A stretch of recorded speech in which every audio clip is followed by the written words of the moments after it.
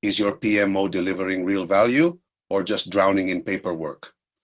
In many organizations, the PMO inherits outdated practices, projects with no strategic alignment, excessive bureaucracy, endless reports, and weak follow-up. Before we move on, smash that like button, and if you find it interesting, share it with your professional network. This lets me know that you appreciate my work of sharing experiences and knowledge. Thank you. If you're not subscribed yet, hit that bell so you don't miss the upcoming videos I'll be sharing throughout 2025. This is where the PM officer makes the difference, acting as the antidote to bad practices, removing harmful inertia, and restoring legitimacy and purpose to project management. As part of the series, 7 Essential Reasons Why Every Organization Needs a PM Officer and Not the PMO, today we address Key 2, the PM Officer as the antidote to bad practices. This is where the PM Officer becomes essential, detecting, confronting, and neutralizing harmful practices while establishing clear standards and management frameworks that restore meaning, order, and legitimacy to the PMO. Too often, organizations keep projects without strategic alignment, create excessive bureaucracy, produce endless reports, or fail to follow up properly. The result, the PMO turns into a paperwork center that consumes energy without generating tangible value. The PM officer acts as a professional filter, identifying what does not add value, eliminating harmful inertia, and establishing a solid framework of best practices. This ensures that the PMO operates as a true strategic engine rather than a mere generator of bureaucracy. What's the problem? Many PMOs get trapped in dynamics that prioritize doing for the sake of doing instead of delivering value.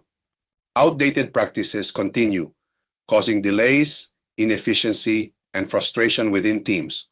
Without a strategic anchor, the PMO loses credibility and legitimacy in the organization. Diagnosis projects exist with no clear strategic justification, lack of defined ownership and accountability, overproduction of reports that nobody uses for decision-making, inconsistent and reactive follow-up instead of proactive governance.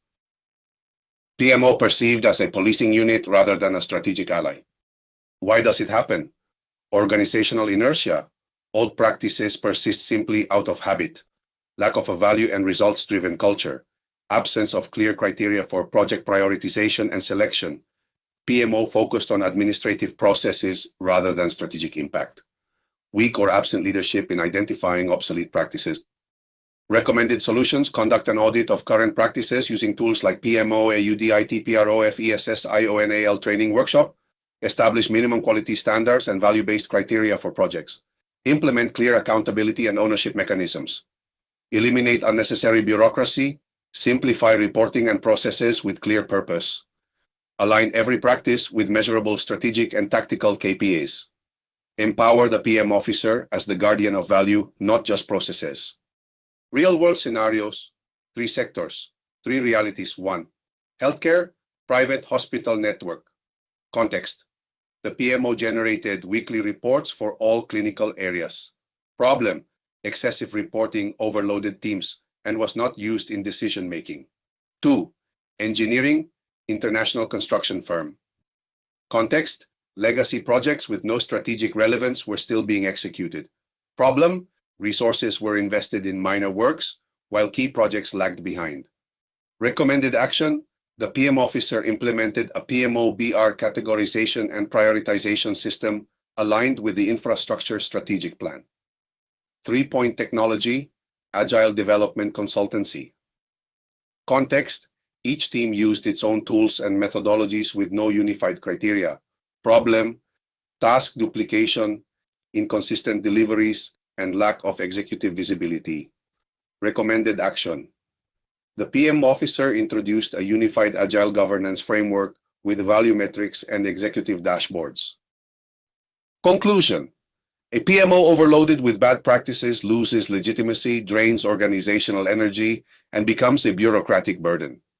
The PM officer is the professional antidote, restoring clarity, order, and the true essence of project management, delivering real and sustainable value.